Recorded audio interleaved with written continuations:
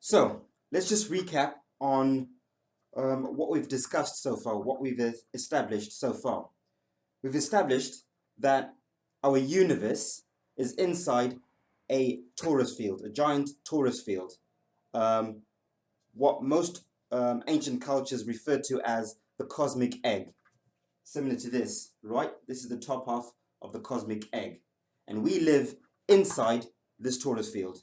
We've also established that there is a cosmic vortex that runs through the center of this cosmic egg. This is the cosmic highway that links us with the multiverse on the outside. Okay? We've also established that on the inside, the Earth is pretty much flat, or it's a pyramid Bhumandala, as I like to call it, that runs across the equator inside our torus field. Okay? With 4 concentric rings of land, right?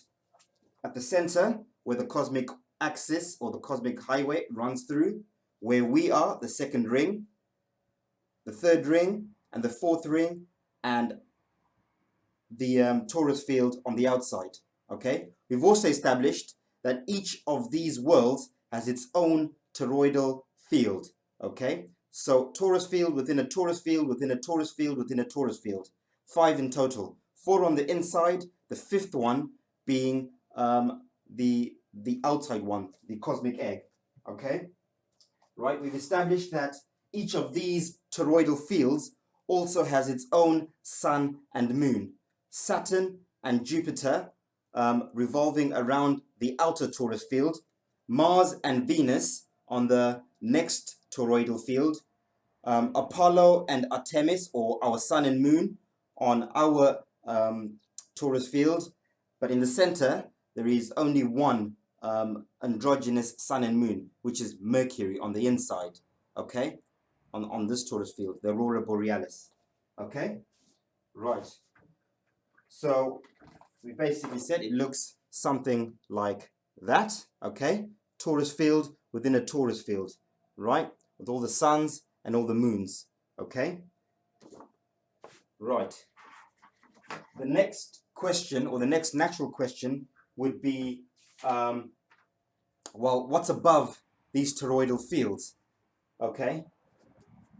Above that, above all the toroidal fields, we've got something known as the firmament, okay? This is where the stars are. This is what we see when you look up at the sky in the evening.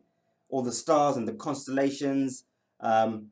This is the firmament that sits above the last inner toroidal field, the one that Saturn and Jupiter revolves around, okay? So that will be the cosmic egg on top. In fact, I'll put it together so you can see it full scale on the model.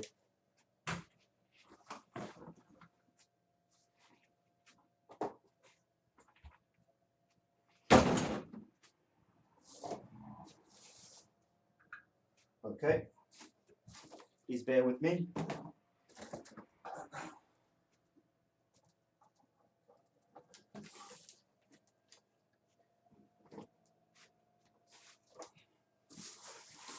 Okay,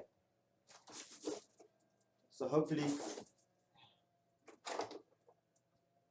okay, so that's what it looks like, right? This would be the firmament inside this torus egg, okay? The sky that runs across, okay? So it's almost like a dome, okay? So we're sealed off from these realms above, and I'll explain all that in a second, right?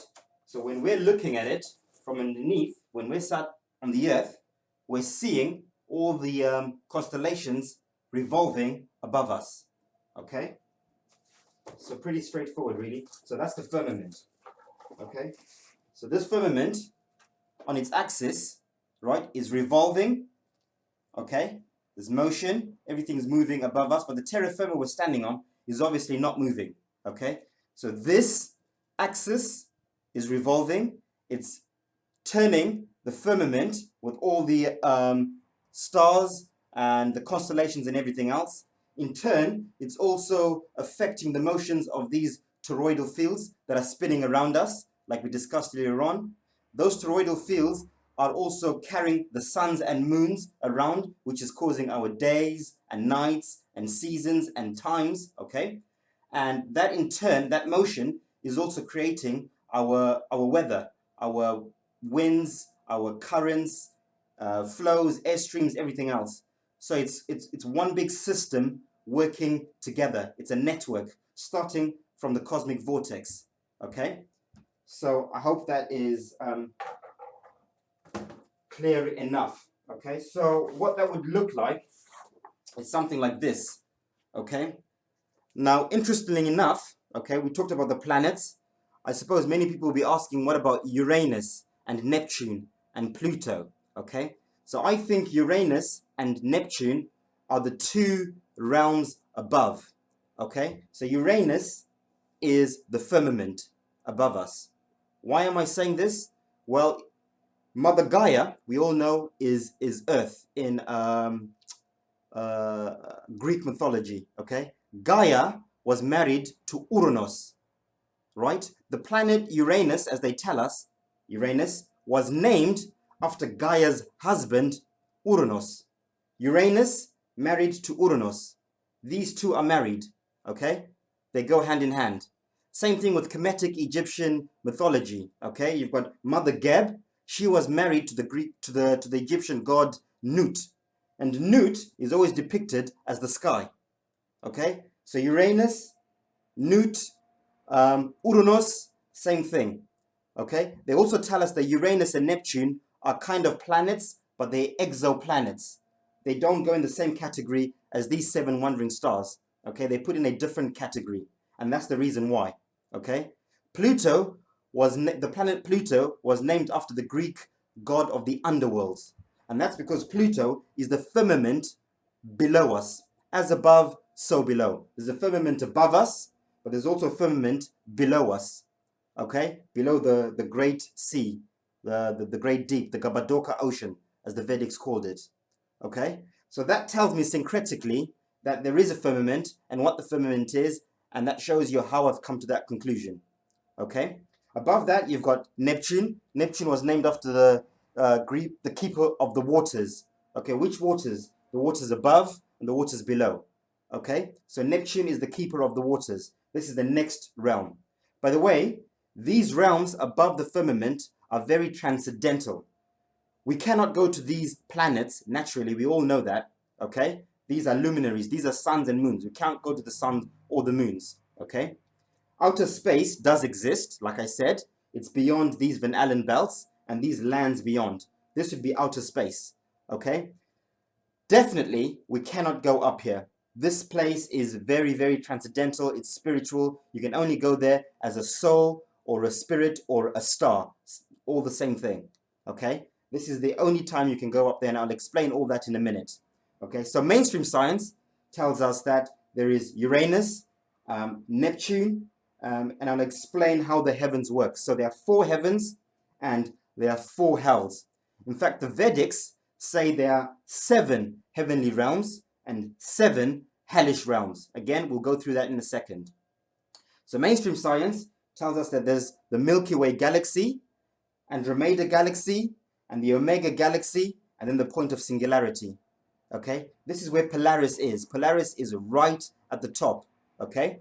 Right in the center of the axis, the cosmic axis, right? Everything is spinning around Polaris, just like we witness with our eyes. When you look up at the North Star, Polaris, you see all the stars are revolving, yeah, around Polaris, okay? Polaris is Brahma, the creator. This is Big Brother. So when you see that triangle with the eye that these elites show us, this is what they're trying to tell us, that Big Brother is watching, okay? Unfortunately, they're twisting it and usurping it and making it very occult. It shouldn't be an occult thing. This is something everyone should know, okay? This is Big Brother. This is our father. This is Brahma looking out for us, basically, okay? So, right. Let's see what mainstream science says before we move on about the universe. So mainstream science tells us that we've got the 7 planets, right? We've got Uranus.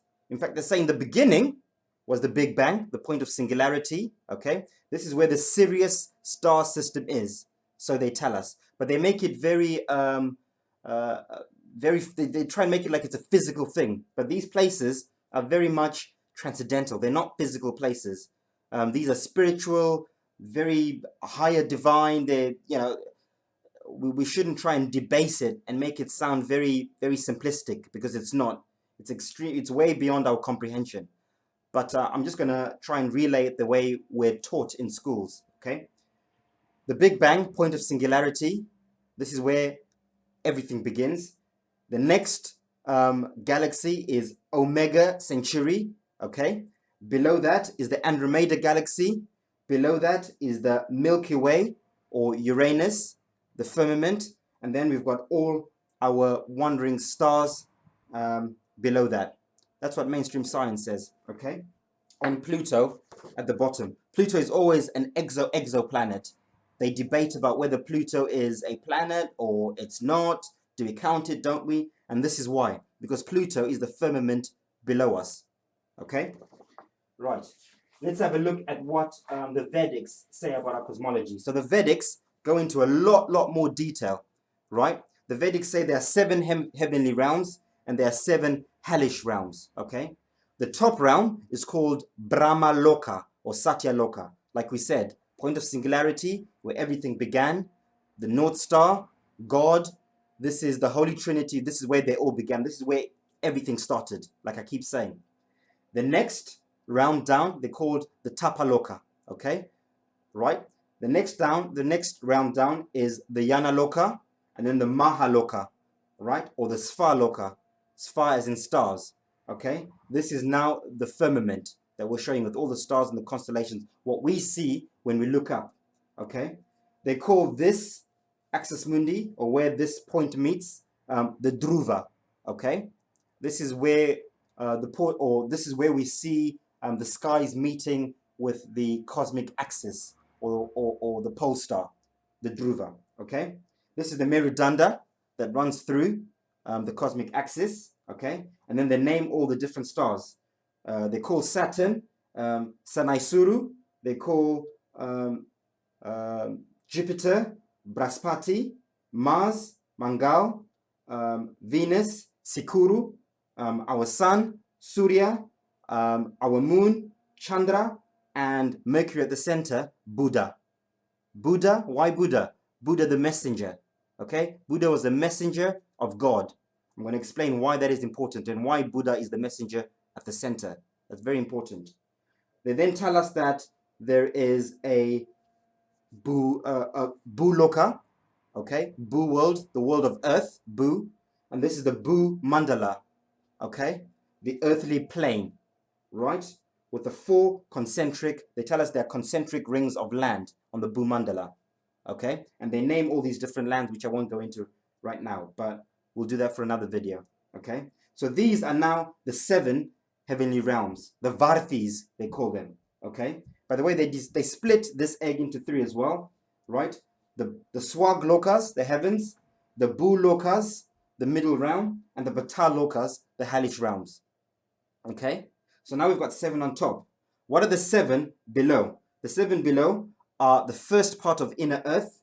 So remember we said there are 2 parts of inner earth. Gaia, Mother Earth, had 2 children, Prometheus and Epimetheus, okay?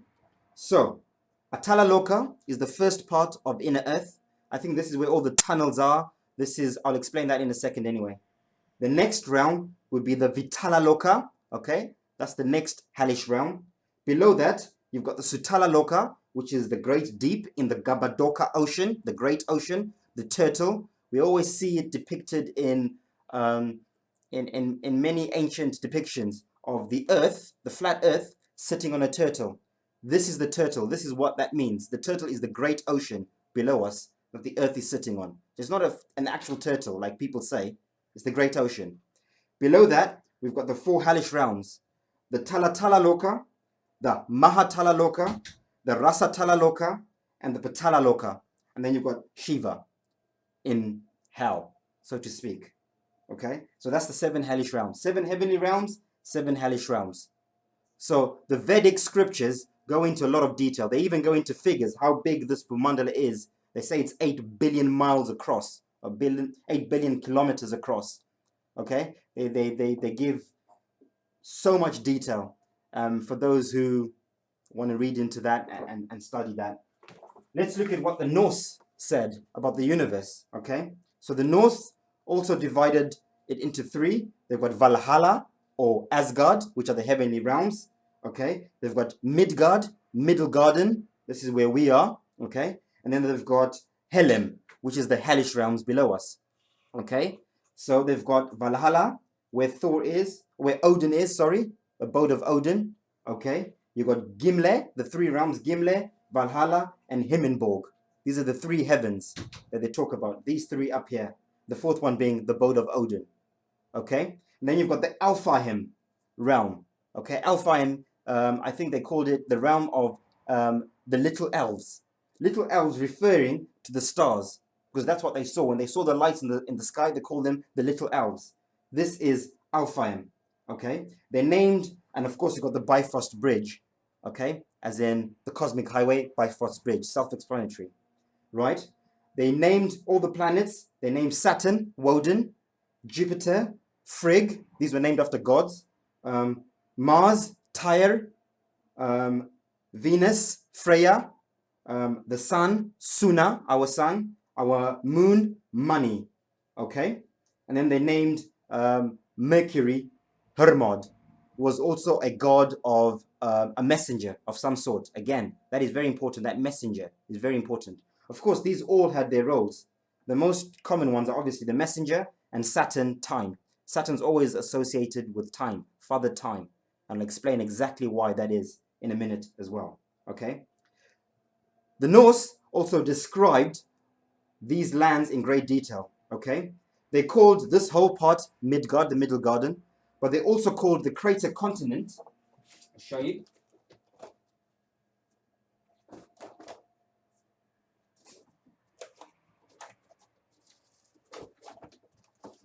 They also call the crater continent at the center Midgard, the Middle Garden, right in the center. Okay, so where Eden, where Shambhala is, that's Midgard. Okay, as you can see, right? Below that, they called inner earth, inside the pyramid Bhumandala, the realm of the Svartalem. Okay, Svartalem meaning realm of stone spirits or dark spirits. I'm sure you can decipher what that means yourselves. Okay, and then you've got Aiga, which is the great deep, mother of the great deep, mother of the great oceans. And then you've got the realm of Loki, the bad guy, right? Loki at the bottom, Helheim, right? So these Nordics, the Norse, they describe these lands in very great detail. Midgard at the center, the Middle Garden, naturally, okay? This is Vanaheim, the land of the Vanir. Vanir referring to children of God, okay? The gods in Asgard at the top were called the Aesir gods, the gods of the gods. The gods where we are, the Vanir, were children of the Aesir gods. So they considered the beings that live here to be children of the Aesir gods, of the gods of the gods. Vanaheim. It's interesting because where I come from, in Africa, in Zimbabwe, the Shona word for children is Vana. So I was trying to decipher what Vanaheim was. I couldn't figure it out. Okay, so I used etymology, again, something that I've learned from Santos and syncretism. And I connected the dots. Well, Vanir, Vana, children. Vanir were children of the gods. Vanaheim, land of the children of gods. Vanaheim. And that's how I came to that conclusion. They then tell us there's a place called the Nephilim, okay? The realm of frost and ice, okay? This is the Nephilim, the ice wall. This is what they call the Nephilim, okay? And beyond that is where the Jutoinim live. Beyond the Nephilim is the land of the Jutoinim, the frost and ice giants, so they call them. So we see in a lot of mythology, they talk about the Nephilim, fallen angels, right? In the Bible, it talks about the Nephilim, fallen angels. right? Well, you can connect the dots yourself, you know, how that's all linking with the Bible. Norse mythology and the Bible connecting right there. Beyond that, they say there is the Muspelheim, okay? Muspelheim, the land of the fire giants, or the fire demons, whatever that means, okay? So you've got Midgard, Vanaheim, the Nephilim, Ice Wall, Jutoinum, beyond the Nephilim, and Muspelheim, okay? Underneath that is where you've got Svartalheim, like I said earlier on, the realm of the stone giants, okay? Or the dark giants. Oh, not stone giants, the stone dwarfs, or dark spirits, inner earth, okay? This is where maybe you get a lot of conspiracy theorists or alternative researchers who talk about the reptilians. Perhaps this is where they come from, these reptilians that we're always talking about, from inner earth, inside the Bhumandala, or possibly from the great deep, who knows, right? Doesn't really matter at this point, okay? I could do the same thing with Norse, or with the Greek. I syncretized the Greek as well. The Greek, you know, Uranos, like I said, Uranus. Uranos was married to Gaia, right? You've got Zeus at the top. You've got Hera, who was Zeus's wife, so that's the next round. You've got Poseidon. You've got Polos, which is the North Star, and Zeus. They named the planets. They named this the ether, by the way. They actually named it the ether, right? They named the planets. Saturn was Kronos.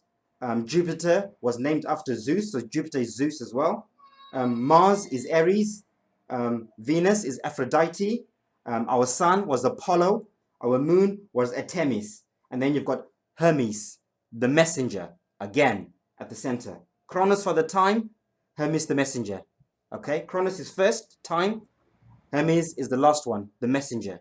All of these also had their own different roles and their own different things, okay? Then you've got Mother Gaia with the two children, Prometheus and Epimetheus, okay? And then at the top, you've got Atlantis. This top bit is Atlantis, the concentric rings of Atlantis. The center, as you notice, is a crater continent now, okay? This is the sunken continent of Atlantis. This is where that myth comes of the sunken continent. Remember earlier on I said, I think there was a capstone, okay? I think this land was not always a crater, but something happened for it to become a crater. It was actually above, so it was a proper pyramid. Interestingly enough, if you look at the pyramids in Egypt, yeah, the Great Pyramid in Egypt, it's missing the capstone at the top. I think that's symbolical. The ancients were trying to tell us something, okay? So if you go to Egypt and you look at the biggest pyramid, I forgot what it's called, the capstone is missing. On our pyramid, on the earth, the capstone is also missing. Okay? Interesting. It's now a crater. So they were telling us something there, right? Back to this, okay? And then you've got Pontus, below Mother Gaia. You've got Pontus, who was the keeper of the seas. And then you've got Hades, right? In Tartarus. They call Tartarus hell, and Hades resides in Tartarus. Okay? So that's Greek mythology, right? And then the chaos on the outside. You could do the same thing with the Egyptians, okay? Right? The Egyptians, you've got Amun at the top, right? Amen, Amun, God at the top, the creator, right? You've got Neith, his wife. You've got Hathor. You've got Nut, who's married to Gaia, okay? The husband of Mother Geb, not Gaia, Mother Geb. So Geb and Nut are husband and wife. The firmament above us and the earth below us, okay? They also named all the stars, all the wandering stars, okay? Saturn, now this is quite controversial. This is just my own secret. This is not confirmed. This was just me coming up, trying to decipher it myself. It could be wrong. If someone can correct me, that'd be great. But I think Osiris is Saturn. That's Osiris, okay? Isis is Jupiter, okay? Deshur, for sure I know, is Mars. Sekhmet, again for sure I know, is Venus. Ra, for sure I know, is our sun, Ra. I think everyone knows that. And Khonsu is the moon, okay? And then you've got Thoth, for sure I know, again, messenger, okay? And then you've got Horus, the god Horus, keeper of the winds. Which winds? These winds. Toroidal field, the toroidal fields around the earth. These are the winds. So when they say this is the keeper of the winds, these are the winds that it's keeping. Okay? By the way, you read in the Bible and in other scriptures, they talk about the four corners of the earth. These are the four corners of the earth. Okay? The four rounds are the four corners. The four winds. They talk about the four winds in the Bible. Which are the four winds? The four Taurus fields. These are the four winds talked about in the Bible. Okay? And then below that, the Egyptians, the Kemetic Egyptians, they called the great deep Mother Sobek. Sobek, the keeper of the waters. Okay? And then you've got Atum, the tomb, right? At the bottom. Okay? And that is Kemetic Greek universe inside the cosmic egg.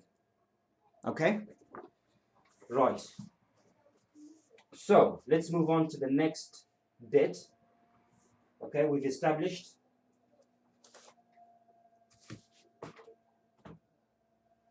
okay, let's talk about the ages. Okay, in particularly in the Indian cultures, they talk about the four ages. Okay, these are ages of consciousness. So everything is cyclical in life. You know, there are peaks and troughs.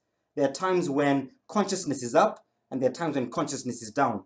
For all the beings that live on the Bhumandala, there are different beings, different races, different nationalities, all along this Bhumandala. Okay, so this is what we might call aliens beyond our ice wall. We might call these aliens, but they are beings just like we are beings here, and they will call us aliens as well. So aliens do exist, and outer space does exist, but it's not like we've been told, or you know, that it's on the planets. It's on the lands beyond. Okay, so this is really important. Really, really important. I need to explain this. The ages. Okay. So the Indians talk about the four ages. Okay, the Kali Yuga, the Dwapara Yuga, the Treta Yuga, and the Satya Yuga. Right? The bronze. No, the iron, the bronze, the silver, and the golden age. These are ages of consciousness. Okay. These ages are determined by many things. They're determined by the constellations above us, right? In Greek mythology, these would be the gods. Everything above in these realms, these are the gods and goddesses that look after us, the big brothers and big sisters, okay? The suns and the moons that revolve around us, these were called the Olympians. These are the demigods that look after us subconsciously, okay? They determine the ages. And we, on the earth, on the Bhumandala, we are all the titans, okay? The soldiers that are living out the whole script of the whole thing. So all of this is a stage, okay? We are on the main stage. We are we're on the stage of creation, on the Bhumandala, okay? And these are the directors, if you want to think of it in movie terms. These are the ones directing the scripts and the programs, right? There is free will, I'm saying that, but don't think that we don't have free will. We do have free will, but on a grand scheme, there is a script within that narrative. Otherwise, you'd just be crazy to be chaotic. There has to be a cycle, there has to be order to all of this. None of this is just random and chaotic. There's an order, there's a cycle, there's a system to all of it. Okay? So, interesting enough, I noticed something very interesting, right? These toroidal fields, the Van Allen belts that are around all the Earths, okay, these are constantly growing, expanding, and contracting. Okay, this is what creates our ages.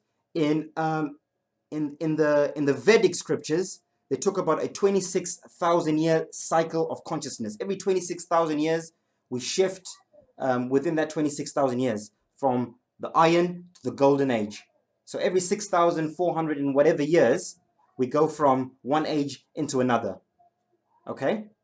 And even within that, there are ages, which are what we call the zodiacal ages. The age of Aquarius, the age of Aries, the age of, all the zodiac constellations. And those are all conscious ages. So there are smaller ages within bigger ages within bigger ages. Okay, so everything is cyclical. Okay, so there's a 26,000 year cycle, and then within that there's a 6,400 year cycle. Within that there's a 2,100 year cycle. Okay, we've just come out of the age of Pisces, which was the whole Jesus thing, fish, Pisces. We're now going into the age of Aquarius, the water bearer. Okay, Aquarius is technology. Aquarius is coming together. Aquarius is the mixing water. Aquarius is always a man or a woman pouring water, pitcher of water, mixing the waters. This is now where things are now being mixed. Knowledge is coming out. Technology. This is the age of Aquarius. Okay, this is where we are now, right? So these toroidal fields, the Van Allen belts, the aurora borealis and all that, they have a significance in that.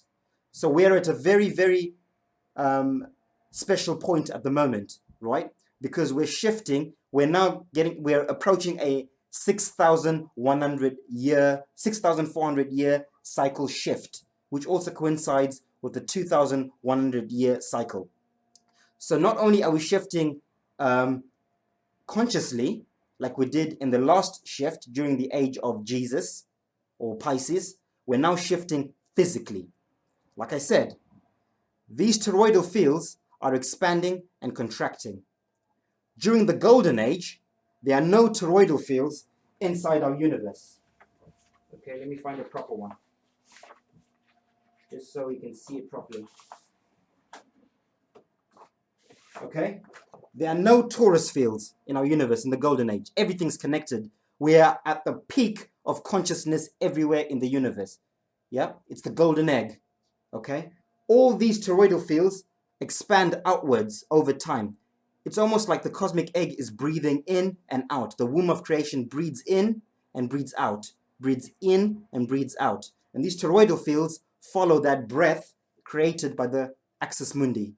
Okay, so when God, okay, is breathing in, okay, Brahma, this is when the torus fields are spreading out. This is over thousands of years. And breathing in, the torus fields close again. We're now in the dark age. Out and in. At the moment, we are ascending. We're on the upward cycle. Okay, so the torus fields are expanding. This is what is causing this conscious awakening that is happening at the moment. This is why we are consciously waking up at the moment, because we are picking up the frequencies, okay, of this toroidal field at the center, the aurora borealis, coming from the messenger, okay, the demigod Mercury, Hermes, Thoth, Buddha, at the center. Remember, everything's interlinked.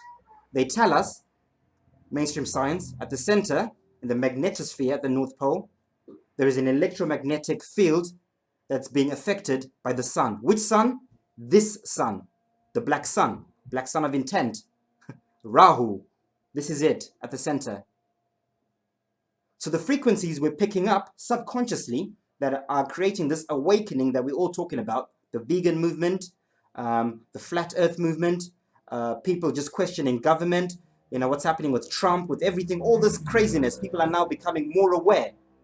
Before, we never questioned. We just followed whatever we're told by governments. Now we are questioning things a lot more. Why? We're getting more intelligent. We're waking up.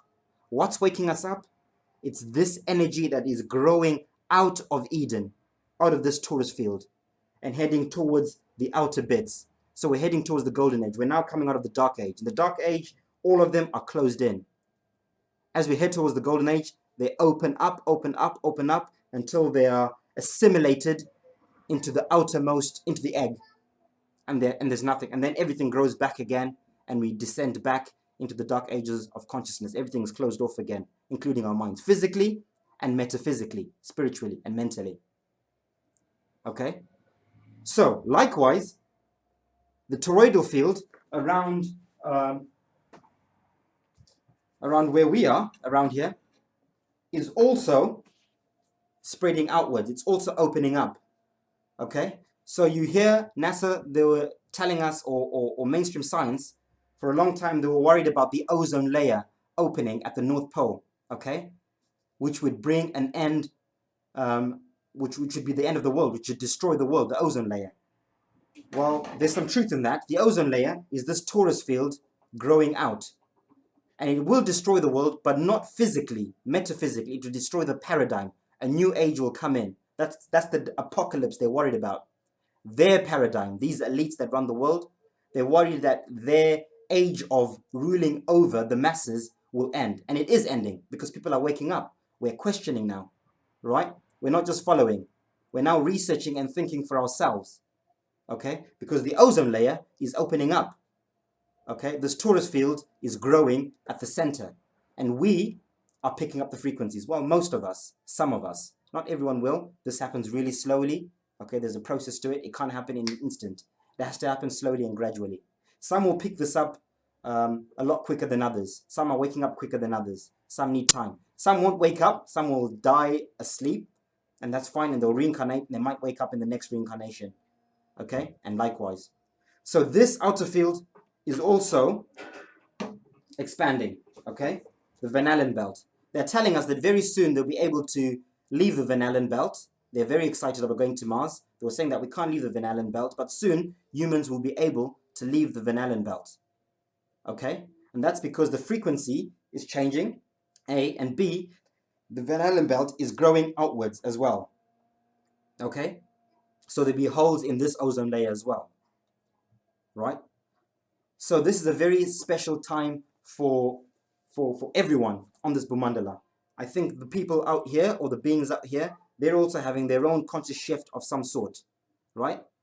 Some of them will probably be getting ready to come in, the good ones, and the bad ones will be getting ready to go outwards. Because in is always good. You want to go in and up rather than out and down, which I'll explain in the next video. Okay? So this is what's happening. This is the conscious shift that is currently taking place, right? We need to be picking up these frequencies and we need to be aware of what's happening, okay? In the Bible, by the way, it talks about the North Star. There's the story of the birth of Jesus Christ, right? And the three kings were told that when you see the North Star in the sky, that is what you should follow. Follow the North Star. And that North Star will lead you to where Christ is, where Christ is being born. Okay, so that story is an allegory of what's happening now, right? Our ancestors, or we, were trying to tell our future selves something because we've all reincarnated thousands of times. So our ancestors are us, okay? The North Star, in this case, is the messenger of God, Buddha, Hermes. Okay, when you see the North Star in the sky, follow Christ consciousness at the center. This is where Christ is being born. Right? So eventually this whole thing will be golden age, but it starts from the center. Okay? It's spreading from the center outwards. So those who are not in this frequency, are not in this journey, they will run away from this frequency. Okay? They want to go as far away from it. These elites, they want to go to Mars. They're running away from this divine frequency because they are not, it's not their soul path, it's not their journey. And I'll talk about that in the next video. Okay? Those of us who are ascending, who are on the way up on the cycle, we are picking up these frequencies and we are being drawn to there. Some are not being drawn anywhere. They're not feeling any of this. They are meant to carry on playing the game on this stage here. They've not learnt enough. They're not ready to move on either way, in or out, right? They are meant to carry on the paradigm here, the new world order here. Okay? The new age. Okay, and hopefully it will be a good one. And I think it will because we're ascending consciously. Right? Right, next, I want to talk about reincarnation and the cycle of life. Okay, so this is now more metaphysical. Okay, I can't prove any of this. I'm not saying it's absolutely true, but this is my understanding and perspective based on what I've researched and what I feel, my knowledge, and you know, it could be wrong. If people can correct me, that's fine. If people resonate with it, great. If you don't, that's okay too. Okay? So, remember earlier on I said that we're all stars. Everything is a star. And we are all reflections of God. Every single one of us. Everything that is conscious is a fragment of the whole. The whole being Brahma at the top. Okay? God. So we are drops in the ocean of consciousness. Okay? So in the beginning was the Holy Trinity at the top. Okay? and they birthed many, many souls, including you and me right now. Okay, we are souls birthed out of the whole, out of God. Tells us in the Bible, God breathed air into Adam, right? So that air is consciousness. Okay, that is what consciousness is. The Holy Spirit. That is what we are. We are Holy Spirits. Everything is a star. All is a tune. All is a moon, as Santos always says. So this is where we were. Remember, we're talking about the different realms, the 14 different realms that the Vedics talk about. Okay, and this is where the cycle of life happens, and this is how the cycle of life happens. So first, you're one with the whole. You are there born or created as a soul, individual soul. You then become a fallen angel. So you experience independentness for the first time in this top realm, which is, let me get this correct, okay? Which is the Tapaloka in Vedic cosmology. This is where you've experienced your first life as a single soul, as an individual soul, right? You then go into the Yanaloka, right? You become a fallen angel again, right? You then go into the Mahaloka, you're a fallen angel again. And all this time, you're falling in consciousness as well, okay? So the further you are from source, the further down your consciousness is falling, okay? Right? And up here, you're still in the heavens. You're still an angel, but you're becoming a fallen angel, like it says in the Bible, okay? Once you leave the Mahaloka, the stars, once you leave the skies, you're no longer an angel now. You're now in time. This is where time comes in. Chronos, Saturn, Father Time, Sine Suru, Father Time. This is the first place you incarnate into. You incarnate into the planet Saturn. You then become a demigod, right? As the Greeks put it, right? You're now influencing, yeah? You're now a director, of the Titans. We are the Titans on Earth, okay? So you do your time in there. You then reincarnate down to the next sun, which is Mars, okay? You're now influencing the beings on those lands where Mars is.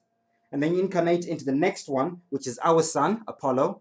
You're influencing the beings where we are. So right now in the sun, there are beings that are influencing us. So you hear this movement about people saying, I'm sun gazing. Okay, I look up in the sun and I sun gaze and I meditate and whatever. That's because you're communicating with the beings right now, the souls in the sun, subconsciously. That is what prayer is. That is what meditation is. You are trying to connect with souls in all these other realms, mainly in the suns. Okay? From the sun, your next incarnation is into Buddha, Hemrod, into Mercury. Okay? You're now a messenger. Okay? You're getting ready to deliver the message from the demigods to the Titans. Okay? At this point, you're now maybe at 65% consciousness. Okay? You're now ready to descend into the physical. Right? And once you're in the physical, this is when you forget now. This is where we will now have the amnesia. Because now you're on the stage of creation. You're now truly an actor, acting out the directives and the ages and everything else. You're now experiencing your own simulation, as well as the collective one of wherever you are. So your first incarnation is into Shambhala, Eden. This is where you first become a fallen angel. You do your time in there, right? And after a while, you either reincarnate or sometimes physically, depending on the ages, but mostly you reincarnate into where we are, okay? And you now become a human being like we are now, okay? So these elites that are ruling us, these are fallen angels, and I think some of them are also beings from the underworld that are influencing us at the moment in the dark age, for now. So these fallen angels, some of these elites that are ruling us, okay, this is why they've been a lot more intelligent than most of us for a while, okay, because they're fallen angels. They're coming from the center going outwards, okay, right? And we are going the other way, but the scales are balancing, right? We're getting to a stage where we're going to be balancing the scales very soon. Well, we are already. We're catching up. They are falling in consciousness. We are rising in consciousness, the rest of us, most of us, the good ones. Okay? So once you've done your time here, you reincarnate many times through the moon. Okay? The moons are processing centers or reincarnation realms where when your soul dies, you go into the moons, you assess yourself. No one judges you. You're not judged by anyone. You assess yourself and you come back and you work out your karma or whatever you need to work out. Because remember, the meaning of life is birth, experience, growth, and move on. So if you haven't learnt enough and you haven't grown enough, you must come back down and play again. Work out your karma and learn as much as you can before you can move on to the next stage. Okay? These beings, because they're fallen angels, okay, they automatically will be drawn to the worlds outside. Okay? Because they're going outwards and downwards. This is why these elites, right, the governments, they're obsessed with going to Mars, the outer lands. They're going outwards. Okay? They're on their way out and down. Right? Right? These worlds are not necessarily hellish, as in hell. I don't think so. But I think they are disconnected from nature and from source. There's a difference between intelligence and intellect. So there might be a lot of intellect out here, technology, cities with amazing technology out here, but not so much knowledge, gnosis, okay? They're disconnected from nature and from things of transcendental things, spiritual things. Everything out here is very artificial, which is what you're seeing at the moment. They're preparing us. Everything is becoming very artificial. Robots, food, money, everything is becoming more and more artificial. Okay, there's this big AI movement happening at the moment. So the beings on the way down are attracted to these things, these artificial things. Okay? I'm not saying it's evil. I'm just saying that is your soul path or their soul paths. And then after that, your next stage will be the outer lands. Okay? Muspelem, the fire giants, whatever that means according to the Norse. After that, 40%, you're now in inner earth. You're now a reptilian, so to speak, inside the first part of the Bhumandala. Okay? I think the underside of the Bhumandala, I don't think this is a physical place you can go. This is when you reincarnate as a spirit again. You're now a spirit. You don't have a physical body, but you're a dark spirit now. Okay? Now you're a devil. You're a Shiva. You're a destroyer. Up here, you're a creator. Down here, you're a destroyer. So you are trying to gravitate people, right? You're influencing people up here as well, subconsciously, right? When they say that the devil has influenced you, these are the beings, the beings out in these worlds down here, trying to subconsciously influence you. All your bad thoughts, all your negative thoughts are coming from the frequencies from these beings under here. You then get to 30%, 25%, 20%, 15%, 10%. There's hardly any light left in you. Okay? You're now truly, a fallen angel in the truest sense of the word. Okay? But then you work your way back up again. Once you're down here, right, the cycle of life, you can't be here forever. You've got to come back up again. But this is all happening over millions or thousands of years or whatever. Okay? You then come back up again. 15, you are ascending. You're now becoming a shooting star. You're shooting back upwards. Okay? You go through all the different rounds again. The reverse. You're here. Then you're here. And then you incarnate where we are. Okay? And then you get to the center. So those of us who are being drawn to goodness, to love, to truth, right? Those of us who are trying to change things for the better, okay? We are shooting stars. We are ascending, right? On the cycle of life. We're on our way up. And we're meeting in the middle with those descending. So you've got the good guys and the bad guys. And this is necessary for the cycle of life. This is duality. This is polarity. Good and bad. It has to happen. Fallen angels and shooting stars. Okay? Now remember, I put the suns on this side and the moons on this side. I did that deliberately. Okay? Except for that one. That one is a sun and the moon. Okay? So when you're ascending, when you're way out, the moons, the mothers, are portals out. The suns are gateways in. So those descending come through the sun. Those ascending go through the moon. Okay? Males inseminate. Females give birth. Okay? If you can see, this looks like a brain, the cosmic egg, with the center. right? You've got the left-hand path, male principles, right-hand path, female principles. Okay? This is where all that esoteric stuff comes in. For those who are not afraid to research that and to try and understand it. Okay? So this is where you come out from the moon side. So you incarnate here, or you, in this case, we're going through a very special time. We can actually physically walk into the Garden of Eden. Okay? But we have to pick up these frequencies for those who want to make the pilgrimage.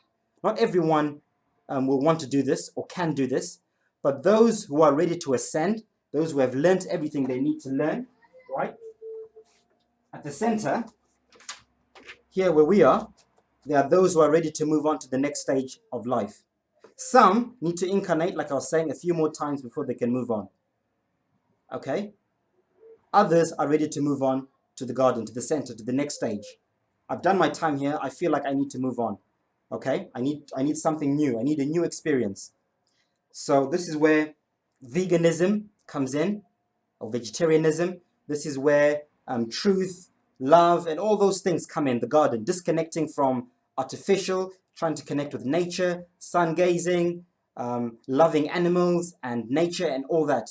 You're preparing yourself for the garden. You have to prepare yourself. Because if you don't, you cannot be able to withstand the frequencies here, because the frequencies in this dimension are much, much, much higher. Okay? So if you want to make the physical pilgrimage here, you need to be prepared. Okay? Because if you don't, you will just get, your body and your soul will not, you'll get zapped and you'll just reincarnate back here again. Back to square one. You'll die on your way there. Okay? Because the Van Allen belt, the frequencies there, you will not be able to withstand them. So those of us, you hear me talking a lot about this pilgrimage to the North Pole. Follow the North Star when the time is right. I'm going to make a little prediction. I know they say you should never put dates or make prophecies, but I am. I'm going to say Vision 2020. 2020, I think this Aurora Borealis or Van Allen belt will be high enough for us to see the North Star, for us to see Mercury. This is Planet X that they talk about. This is planet Nibiru. They say that comes around every 26,000 years to destroy the world. This is it. But it's not a physical destruction. It's a metaphysical destruction, a new age. Okay?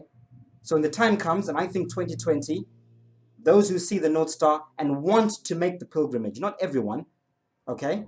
If you don't want to, you don't have to. Your next incarnation could be in there. You can stay here and stay for a bit longer, and when you ascend, or when your body dies, your soul can ascend into there and reincarnate into there. But I certainly feel like I want to make a physical pilgrimage when the time is right. Okay, when the time is right, we will make a mass pilgrimage, and we'll know. It also says in the Bible that Christ will come like a thief in the night. Okay, what's Christ? Christ is the energy, Christ consciousness, the energy coming from this toroidal field at the center, from the messenger of God. That's Christ. That's coming like a thief in the night. I had my awakening last year, right? Overnight, like most people. One day I was on a spinning ball, I was eating meat, I was, following money. Something happened to me, my life changed. I realized where we are. We're not on a spinning ball. I changed my eating habits, etc., etc. My life changed. I became a better person. Okay? Christ got me. Christ consciousness came to me like a thief in the night. I wasn't expecting it, and it just happened. And I'm sure many watching this now have had a very similar experience. Okay? So this is where we are. Right? So, once you're there, you live out your life in the Garden of Eden. Okay? This is a very natural place. There's no technology. Well, there is technology, but it's more of a natural technology. It's a different type of technology. It's not artificial. Okay, nature has got magic. Magic exists, believe it or not, but I won't go into that now. It does exist. So the technology out here is a magical type of technology. It's not artificial like out here. Okay? So this place is not just sitting and gardening and doing nothing. There's a lot going on there. It's a beautiful place, the Garden of Eden. Okay? But you must be at the right frequencies. There's no love, there's no hate there, there's no bad frequencies. Well, there is, but there is less. There's less duality there. Okay, it's not completely heaven, obviously, but it's closest thing we can get on earth to heaven. Heaven on earth, the closest thing. Okay, and this is where myself and many are being drawn to go. Some are not ready. Okay, this is the middle ground. This is half artificial, half Garden of Eden. You're in the middle of the two worlds, middle of nature and technology. Artificial technology, natural technology, the middle. We're stuck in the middle. So some are being drawn to this artificial technology, others are being drawn to nature and natural technology. Okay? And some are not ready to go either way. They will stay and enjoy life here on earth for a bit more and experience and change and help with the ages. Eventually, all of this will be heaven on earth when all the toroidal fields are completely spread out and, you know, and one with the main one. This is when it's heaven on earth. This is when we're in the Satya Yuga, in the golden age. But this will happen really, really, really slowly. So you can see the shift. You can feel the shift. You can see what's happening right now with world governments, with world economies, with people questioning. You know, there's a lot of turmoil going on. Everything must, before there's a new birth, the old must die. So it's going to be a very painful process over the next few years. A lot of things that seem negative will happen. A lot of bad things that we might think are bad will happen. But they have to happen because the old has to die for the new to begin. Okay? Because we're getting into a new age now. And these elites, they know this. Okay? And they are shaking in their boots because we're catching up. We're waking up and their consciousness, they're getting dumber. We're getting smarter. Okay? This is why they are trying to destroy everything before they go. Because they have to go. They have to go. They cannot withstand this frequency. This frequency is hurting them. This energy being sent from the center is not good for them. They do not like it. This is why they're trying to destroy Europe. You see this whole agenda in Europe with the whole immigration, divide and conquer, black versus white, immigrants versus not immigrants, etc., etc. They're doing that on purpose, divide and conquer, because they want to destroy everything here before they leave. You know, if we can't have it, we want to burn it before we go. And then you can stay behind and rebuild it on your own. That is the agenda, ultimately. And they'll go out to Mars, running away, and eventually they'll be pushed so much out because they're on their way down. And only the good ones, the ones ascending, will be here during the golden age. Okay? So, going back to the cycle of life, once you get to ascend into the messenger, when you're a demigod, you get into the moon, you get into Venus, you do Jupiter, you know, you're doing your time in all of those, you're raising in consciousness. And then after that, you become an angel again, right? You're a shooting star here. Now you're an angel again. You're at 85%, you're ascending. Okay? Now you're influencing things up here. You're a director of everything. You then ascend into there, 90, 95. And then after that, you don't become one with the whole. Now you are free. You exit the cosmic egg through the cosmic highway out into the multiverse. You're now free to explore and experience life in other cosmic eggs, in other experiences, in other worlds, in other universes. Okay? As a free soul. You are free forever. You will never die. Right? You go into another cosmic egg and you have your own experiences in there that are probably totally different to this. Right? And this is the cycle of life. And new souls will be being birthed. They do the cycle. They go out. And this is continuously happening. Cycles of life, of consciousness, of stars. That is what we truly are. We are stars wrapped in skin and flesh and bone. Soul, spirit. And even science, quantum science, is starting to realize this now. They're starting to tell us that we're not just flesh and bones. There's a lot more going on. And it's obvious to most people now, I think. Those who are awake know for sure. Okay? And that is the cycle of life. Okay? I hope I was clear, and I hope I wasn't going around in circles. Again, like I said, I'm not saying that everything I'm saying is 100% truth. A lot of it is my own understanding from what I've researched and from what I've learned from other people and from what I'm picking up from you know, from the universe. It's my interpretation. If you resonate with it, or if you recognize it, or if you remember it, because remember, we are all our own ancestors, because we've reincarnated. So this time is normally called the Great Remembrance, because we are remembering things we've always known. For those who are tuning to the frequencies, you remember this stuff, this knowledge. Okay? So I feel like I'm remembering this. This feels like a distant memory to me. And I'm remembering it, and I'm sharing it with you. And I'm seeing, when I speak to people, a lot of people recognize and they go, oh, do you know what? This sounds familiar. It sounds right. I don't know it as fact, but it sounds right. Because your soul is remembering. You're waking up.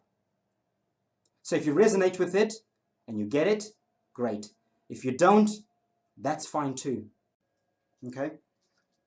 By the way, I also think that there are souls here on earth right now, right, who are here to help. So perhaps they've ascended already a few times. They may be a few steps ahead. They may be at the moon stage, or at the Venus stage, or even at the Garden of Eden stage. But they chose to reincarnate and come back here to where we are to help with the shift. These are what a lot of esoteric circles call the starseed children, or the indigo children. These special children that are born special, in a way, I guess. So these are the children that are here to help ascend the process. There are many people on earth right now who say, I was born and I don't feel like I belong here. I don't feel like I belong in a body. I don't feel like, I feel like I'm here for a reason beyond just living. There's something going on from when they're born. There are many of these people here. And those, many of you listening now will recognize what I'm saying. Okay, I don't think I'm one of them personally. I might be, because I've always had that feeling of there's something more to this, and I had my awakening at the age of 33 last year, and so perhaps I'm one of those souls who chose to come down and help with the ascension process, right? Perhaps I'm on the journey. I incarnated here, and perhaps I've been here, and who knows? But I think there are many things happening with this incarnation.